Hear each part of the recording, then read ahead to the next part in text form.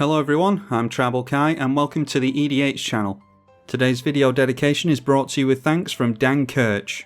If you'd like to support the channel as well, then you can visit Patreon and donate with the link in the description below. Failing that, a like, comment and subscribe is always appreciated. Now, let's have a look at everyone's opening hands.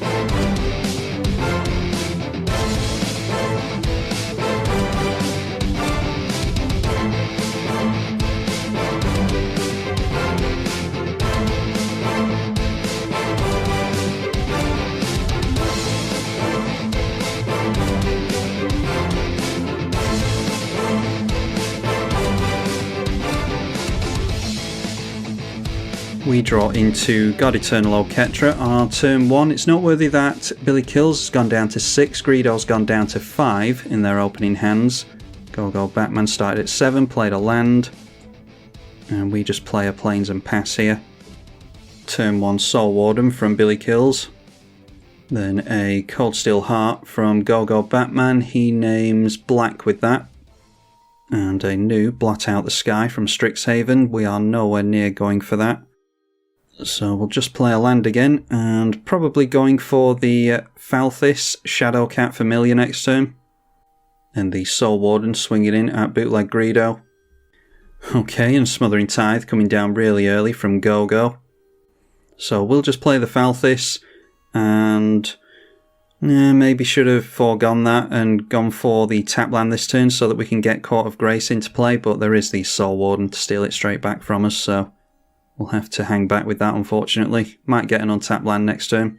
Couple of equipments from Billy Kills in a Skull Clamp and a Lightning Greaves going on to the Soul Warden. 3 cards left in hand over there. Greedo just playing out tap lands. And then the first Shadrix of the game coming into play. Followed by a Charcoal Diamond going down to 3 cards in hand, and that is the beginning of combat. So Shadrix is going to trigger here, offering up some plus counters to Greedo's non-existent board, and it decides to draw a card himself. And we do not get into an untapped land, so we'll have to go Bajuka Bog. Don't think anyone's got anything in their graveyard, so we'll just point it at Go. And then the dragons can come out of nowhere, so we'll start pecking away at Bootleg Greedo. It's going to be a token heavy game by the looks of it. Elenda the Dusk Rose coming into play now. And that gets Lightning Greaves on there, so we miss our chance to exile it if we want to. And now the 1/1 Elenda comes in towards us, as does the Soul Warden. Crucible of Fire, a +3/+3 Anthem for dragons. Okay, Shadrix going straight through to combat. We'll see where he swings first. If he swings in towards us, I'll probably just Baleful Mastery. Although I imagine he can just cast his commander straight out again, but it does add tax to it. Plus counters on Greedo again. And takes himself up to 6 cards. Then flying in towards Billy Kills, so we'll allow some commander damage there. And there is Athrio, Shroud Veiled. That might be worth getting rid of once it's animated, because that is a really tricky one to play around. Anyway, it puts a coin counter on its own commander. And we draw into an Urborg, so I don't mind that. Maybe we go for the God Eternal Oketra, ready for our commander next turn. Now the Soul Warden being given up on, that is a Skull Clamp onto there. We'll put a counter on Elenda and draw 2 cards, which triggers the Smothering Tithe even further. Oh, and that's not good. Hellkite Courser comes into play, which puts the Dragon into play, and that is 13 commander damage onto someone. Plus being able to draw cards and get a permanent into play. And goes for the Hellkite Tyrant, which could steal some good stuff, like the Lightning Greaves and the Skull Clamp. Anyway, Go getting hit for 13 with the Dragon. Giving an inkling to the Dragon player, trying to garner some kind of goodwill, I think. And puts a plus counter on his commander, swings in towards Billy Kills. A coin counter goes onto the Hellkite Tyrant this time, from the Athreos. And we managed to hit another land, that's really good. Because we're certainly not hitting our ramp. I do want to get out our commander though, because it's a Death Toucher that can block dragons. So they're not likely to swing into us with that in play. Yeah, let's go for it here. That triggers our God Eternal Oketra, so we get a free 4/4 zombie with Vigilance. And then at the beginning of combat we will... we'll put a plus counter on Billy Kills stuff and we'll draw a card, I think. And then we'll swing in towards Billy Kills as well. Doubt he's going to block with the Elender. A Regal Bloodlord. At the beginning of each end step, if you gained life this turn, make a bat token with flying. So luckily the Soul Warden has gone down now, otherwise that would be making a lot of bat tokens. In fact, it would trigger itself if there was a Soul Warden in play. Anyway, Lightning Greaves going on to that, so it's curious that they want to protect that above the Elender. They are going to gain life here though by swinging in at Gogo with lifelink. And Gogo has something in response with his 6 cards. A Path to Exile goes on to the Hellkite Tyrant. Curious that he did it there. Oh, I thought this triggered at the end of the turn. It actually is supposed to bring this back in straight away, so that's probably what his aim was. To bring the Hellkite Tyrant back in order to block this. Yeah, that's probably what the aim was there. And that's why he exiled it when he did. But Athreos isn't working on exile apparently, which kind of renders the card entirely pointless. Thank you, Magic Online.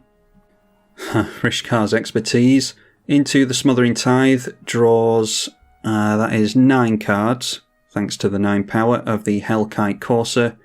They get a 5 CMC spell for free, and then goes into another crazy card draw spell. Draws cards equal to the greatest power amongst non-human creatures, which of course is 9, so drawing 18 cards in one turn. 19 if you include the draw step. And he does have Reliquary Tower in play, so plenty of creatures that he can drop down with his Ur-Dragon. Giving plenty of Smothering Tithe treasures to the Orzhov player as well. Now Tevesh Sat, Doom of Fools. So we can put 5 into X on the Blot Out the Sky. And that might be worth doing next turn. Anyway, deciding to sacrifice their Shadrix there. So they drew a few cards there with the Tevesh Sat. I'm guessing they're going for a board wipe here. And they drew some more cards with Promise of Power up to 12 in hand. And then even more card draw going on to a swamp. That is Underworld Connections. Tap it, lose a life and draw a card. And they do tap it to draw a card up to 11 in hand. Getting rid of all of his treasures, and that is a cast off, destroy all non-giant creatures. So that triggers the Elender and the Skull Clamp. We will put our commander into the command zone. God Eternal Oketra will go third from the top. And the card draw from the Skull Clamp triggers the Smothering Tithe again. So Kills is out 5 cards in hand now, still 10 for Gogo, and he's still got plenty of mana. Alliance in Arms, or Alliance of Arms, we've decided to put our 1 Plains mana into that, so X is 14. Each player may pay any amount of mana, and each creates X 1/1 soldier tokens, where X is the total mana paid this way. So it might be a good time to introduce the Monarchy now that those tokens are in play. Benevolent Offering as well. Really going for the political token game. And deciding to give us the spirits, so that's even more of a reason to go for Court of Grace now. And hopefully that'll take us into another land for if we want to go Blot Out the Sky next turn. Yeah, it feels pretty bad not doing it this turn. We'll hold everything back. It'd be nice to go for Angel of Invention next turn so that we can give all our soldiers a buff so that we're not likely to have tokens swinging in at us. We'll hold up the Baleful Mastery during this turn cycle anyway. And there we get into another land. So unfortunately, giving Kills a run with the Skull Clamp, he's going to draw a lot of cards here. Or he could just draw even more cards with Krav the Unredeemed. You can sacrifice any number of those soldier tokens there for only 1 black mana. And we could force him to do it with Baleful Mastery, I suppose, but if he's going to do it anyway, does it really make a difference? I suppose it opens him up to not being able to block with as much stuff. Let's see if he's actually got his partner in the deck. Yep, managed to get the Regnet out of the deck as well. And then a Lightning Greaves. I think it's a good idea to go for this onto there. And we'll try and encourage him to sacrifice all of his stuff now. He does go for the Krav activation, but only decided to sacrifice 4 because he's gone from 6 to 10. And then who do we want to draw a card? Does it even matter at this point because everyone's got a whole heap of cards in hand? And we'll just give it to Kills because it's his creature that we're getting rid of. The only saving grace with the Dragon's player is that Bootleg Greedo doesn't have the mana to go with all the cards that he's got in his hand. But if he's got something like an Ashnod's Altar for all these soldiers, then we might be in trouble. And then ending the turn with a Soul's Attendant, so he must have dropped a land there. Well, speaking of not having any mana, Cabal Coffers comes in, making use of our Urborg. And there's a Dragon Tempest as well, so some hasty dragons can come into play. So the first one we see is Silumgar, the Drifting Death. So they can wipe out someone's tokens here. Maybe they go for us because of the Court of Grace. They deal damage to us with the Dragon Tempest either way. And managing to get another Dragon Lord into play, that is Dragon Lord Dramoka, that's a really good one as well. Your opponents can't cast spells during your turn, so they can wipe out 2 players' tokens here. So maybe instead of the Court of Grace it was worth going for the Angel of Invention, because we would have kept our board here. So taking out Gogo's tokens, taking out Billy Kill's tokens, so that's really good. That means that we get to keep our board and the Court of Grace, so yeah, that is really good. It was the Dragon Lord Dramoka going in at Gogo, and the Silumgar goes in at Billy Kills. Noteworthy that the Dramoka did not go in towards Tevesh Sat. This just triggers on attacks as opposed to attacking players, so it could have swung in at the Planeswalker. Now, Elspeth, Sun's Champion, that can minus down and get rid of the dragons if he wants it to. And that's exactly what he does with the Elspeth. The dragons would just take out the Elspeth next turn anyway, so he might as well take those out. That has animated the Athreos as well, by the way. And then getting rid of all of his treasure tokens to recast the Shadrix Silverquill. Alright, that's surprising. A bunch of plus counters on all of our stuff. And giving an Inkling over here, so Gogo's not all that bothered about giving himself stuff. Then Tevesh Sat sacrificed the Athreos, curiously. I mean, I'm glad to see the back of Athreos, but yeah, going up to 9 cards in hand there. So by some luck, we managed to keep the Monarchy, so we make an Angel token with the Court of Grace. I'm not entirely sure if we shouldn't be going for Blot Out the Sky anyway. It gets rid of the Court, but I don't know. We managed to get into the God Eternal Oketra again anyway. Haven't had any mana whatsoever this game, really. And I think we've got exactly enough to take out Kills as it happens. Yeah, if we turn everything sideways, then we can get rid of Billy Kills. Or we could go Angel of Invention, or even our Commander. Getting rid of these Planeswalkers would be a good idea, I think. So let's shock down the Godless Shrine. And we'll put 6 into X on Blot Out the Sky. It gets rid of our own Court of Grace. But we got 1 Angel out of it at least. If I turn everything in sideways towards Billy Kills, then we'll probably lose the Monarchy, but we can easily get it back with the Inklings. I think we're best getting rid of a player while we can. Especially when he's got 7 cards in hand. And then what we might be able to do next turn is play out our Commander and put plus counters on everything. And then maybe turning sideways for lethal on someone else. So getting rid of Billy Kills, we managed to draw a card with the Monarchy at the end of the turn. That's funny, Anointed Procession, a little bit too late to the party. I wonder if it's worth just going for Nadia next turn to try and keep ourselves in a bunch of tokens while we've got them in play. Being punished for not having much ramp this game. And in response, everything turning sideways here as well. We're at 63 life, so not really all that worried about that. Might as well take an Inkling away from them with the Angel. And we'll take a hit for 14 and they'll get the Monarchy from us. They might be wiping the board here anyway. Yeah, there's the board wipe, a damnation. So now I think the plan is to draw into a land, if we can. Go Anointed Procession and the Angel of Invention, making some tokens. And then carry on where we left off. Maybe get down our Shadrix the turn after to put plus counters on things. Oh good, Maelstrom Wanderer. Let's see what this cascades into. Well, the first thing is Felwar Stone. And after that it is Sunscorched Regent, so... And after that it is... Fuck me. And after that it is Sunscorched Regent, so... And after that it is Sunscorched Regent, so getting themselves into at least one dragon. And they can continue to gain life with that thing. Then playing a Rhystic Study as well, because he doesn't have enough cards in hand apparently. 13 still in his hand, thanks to that Reliquary Tower.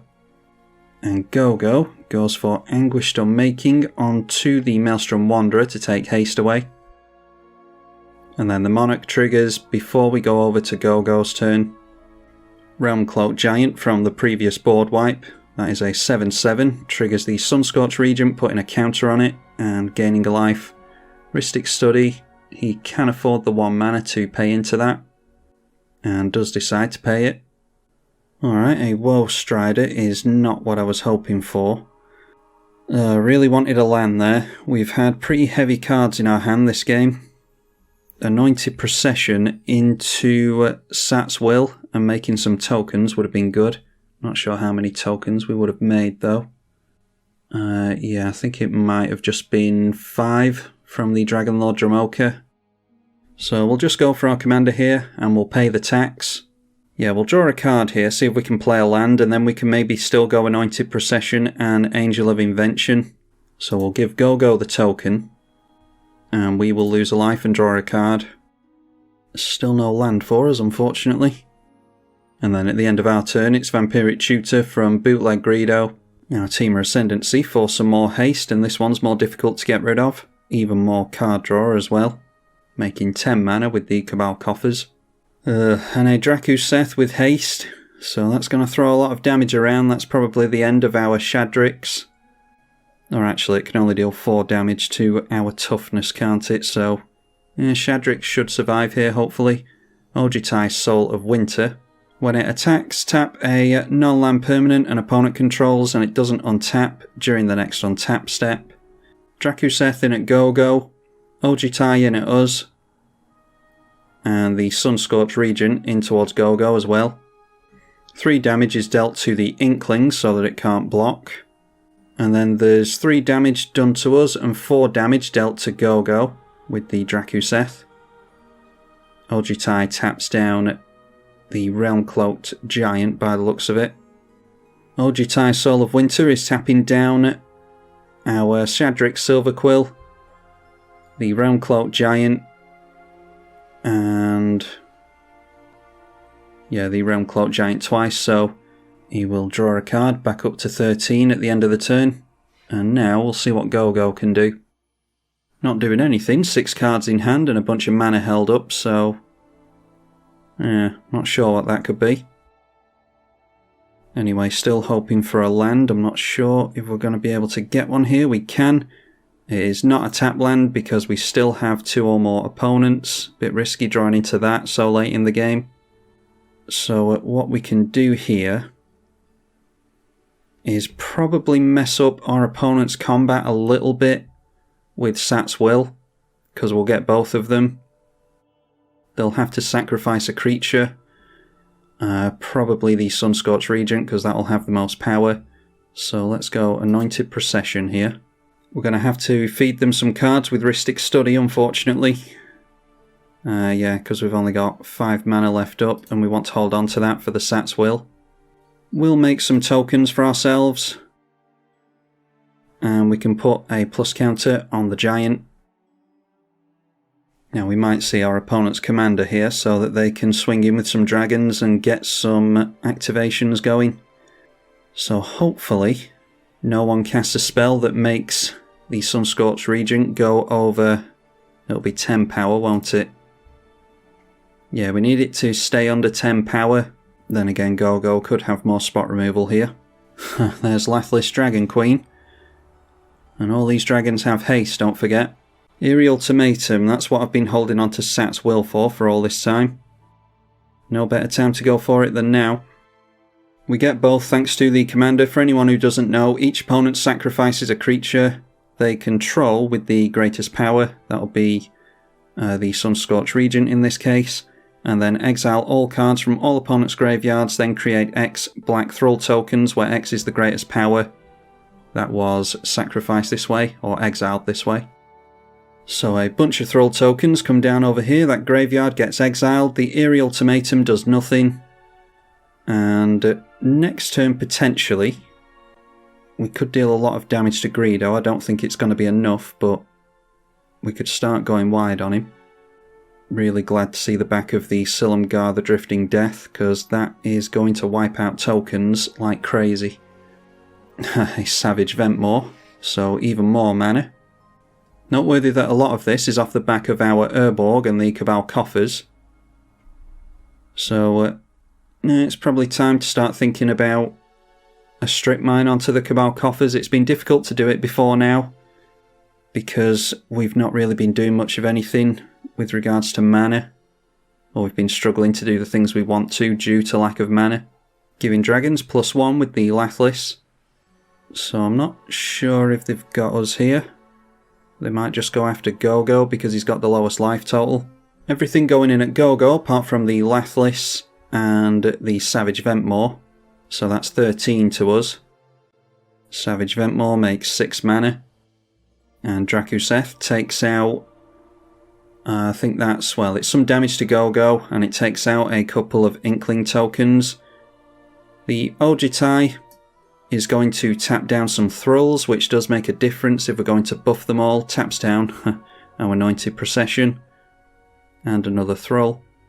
Oh, and they have tapped down the, the Shadrix has been tapped down as well, so that will not untap either.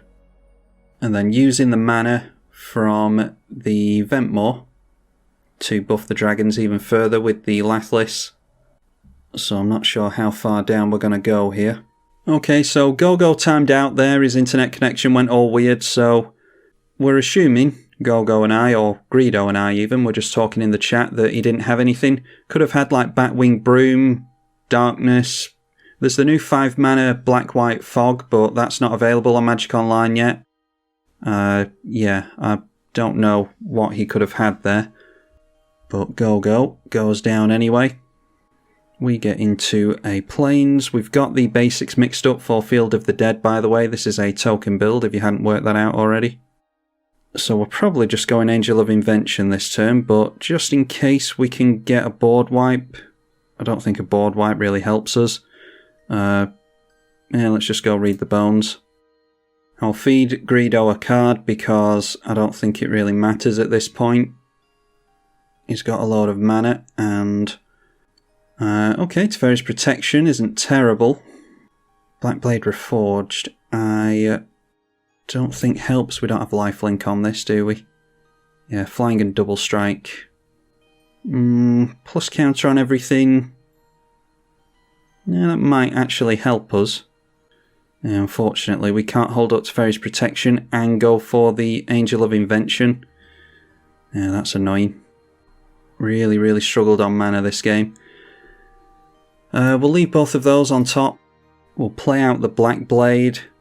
We're going to hold up Teferi's Protection, so yeah, we might as well pay for the Rhystic Study. And then it's a Strip Mine finally onto this Cabal Coffers. I ran the risk of leaving our opponent with Cabal Coffers. I think we've left them with it for too long. It's helped them out way too much. Yeah, I was hoping that we'd be able to do more than we've done this game, to be honest. Everything we've done is pretty much been Gogo's fault. So I think we'll give our opponent a card draw and we'll put the plus counters on all of our stuff. Plus counters on everything next turn as well. Along with the Angel of Invention might be able to get us there. Maybe. So you can lose a life and draw a card. We will put a plus counter on all of this stuff. And we can take our opponent down to 40 at least. Which might be all the difference. We'll lose a Thrall token, but I don't think they're going to hold back blockers anyway. They might not even block with the Ojitai here because they're worried about some kind of instant speed death touch. Oh, and we get to take the monarchy away from them as well. I wasn't even thinking about that. And we'll keep it as well because they're not going to be able to hit us next turn. They might have some kind of counter magic. I'm not entirely sure. I'd rather risk the Teferi's protection being countered and have them tap those creatures down, drawing into a spawning pit. I don't think that's going to do as much good. Maybe with the Nadia in play, but yeah, we're a bit far past that, I think. Pass the turn at that and hope to see no counter magic. Thalisse is buffing some dragons. And again. And for a third time. Still has blue mana held up though. So we can let them turn in sideways here so that they don't have as many creatures to block with. And then I'm hoping that the Ojitai Dragon Master isn't going to have legal targets anymore once the creatures phase out and they fizzle. The triggers fizzle. And we'll be able to untap with the Thralls. That's what the plan is at the moment. So tapping down our Anointed Procession, the Black Blade Reforged, the Anointed Procession, the Black Blade Reforged, and our Commander. And then 4 damage dealt to us with Drakuseth, 3 and 3 taking out some Thralls. Let's see if we can land this Teferi's Protection. Give our opponent another chance to draw into a counterspell if they've got any in the deck. And that lands, alright, excellent. So now it's time to see if the Ojitai, Soul of Winter, is actually going to keep things from untapping. A Nesting Dragon, well, that can get blockers in the way. Don't think they've made any lands yet. They play the Command Tower, so that gets an Egg token in the way. And if they manage to make another dragon, then that will make a dragon token. Yeah, I don't fancy our odds of going wide on our opponent, unfortunately. 19 cards in hand and playing a Frontier Siege, which won't do anything this turn. They name Khans with that to make more mana during the next turn. Alright, so we phase back in. And draw into Demonic Tutor. Okay, does that change things at all? We could go for Elspeth Sun's Champion. 2, 4, 6. Yeah, we've got enough to do that. That might completely change things this turn. Yeah, so how's about a Demonic Tutor? Pay 1 into the Rhystic Study. Or there's another one I totally forgot about actually. We could go for Destroy all creatures, power 4 or greater. I think we're best just having the Elspeth in play. Although we'll lose it anyway to the Hasty Dragons. So yeah, we could just go for this and then equip our dragon. Yeah, getting rid of all of them pretty much apart from that egg token. So like that, we'll go Retribution of the Meek. And we'll have to give our opponent a card here. Our Shadrix is just underneath 4 power, thankfully. So managing to wipe the board, let's go for equipping this onto our Shadrix. And we may be able to get them with commander damage here. Although our opponent's got something in response. That is a generous gift onto our commander, so not managing to get the combat step trigger going. Okay. That does hurt us. We get 2 elephant tokens at least, thanks to Anointed Procession. So let's continue to attempt to go wide on our opponent. Maybe going in for Elspeth or something like that would have been a good idea there. It would have weakened their dragons and it would have buffed our creatures. I can't remember if we even have Elspeth in the deck. It's a token deck, so I dare say I put it in here. And then we get a card during the end step. I dare say our opponent's got us here. Although maybe they can only play 1 dragon. Maybe a couple of dragons. There'll be a couple of dragons with haste though. Anyway, we knock our opponent down to 25. They will have 20 cards in hand here. Frontier Siege triggers for a couple of green mana. Yep, there's the Ur Dragon. They draw a card and it gains haste. So maybe they can swing in with that and give it double strike. They they'd need to buff it by 1 point of power as well. Hard casting Ataka, World Render. Yeah, dragons you control gain double strike, I think I read there. Gain double strike until the end of the turn, so... Oh, actually, I'm thinking of commander damage. They just straight up get us with, yeah, 20 points of damage on the dragon alone, so it looks like they've got us here. I'm happy with how I did as a player, though. I'm not entirely convinced by the deck itself, although this is the first time playing it, so... Yeah, not getting into the ramp and having some heavy cards in hand for most of the game is not good. I'll have to give it another run if any of you want to see Shadrix. And we'll see how it performs in another game, I think. And he cheated out the Kindred Discovery just at the end there with the Dragon. So there we are, going down to Greedo's Dragons. I've played against Greedo's Dragon list quite a few times now, and it is a really good one. One of the better 5-colour dragon lists that I've seen. I think it's won on quite a few occasions, actually. Yeah, like I said a million times already, no ramp, heavy cards in the hand with regards to CMC, or mana value. Keep forgetting to say mana value. But it was a fun game regardless. Hopefully you all enjoyed it as well. Big thank you to Billy Kills, Bootleg Greedo, and Go Batman for supporting the channel monetarily on Patreon, and for playing the game so that we can get content like this out to all of you. If you want to support on Patreon as well, then thank you very much for that, and you can follow a link in the description through to Patreon to do that. Be sure to like, comment and subscribe as well, because that really helps out with YouTube's algorithms. I'm tribalkai on the eedi-H channel. Thank you for watching.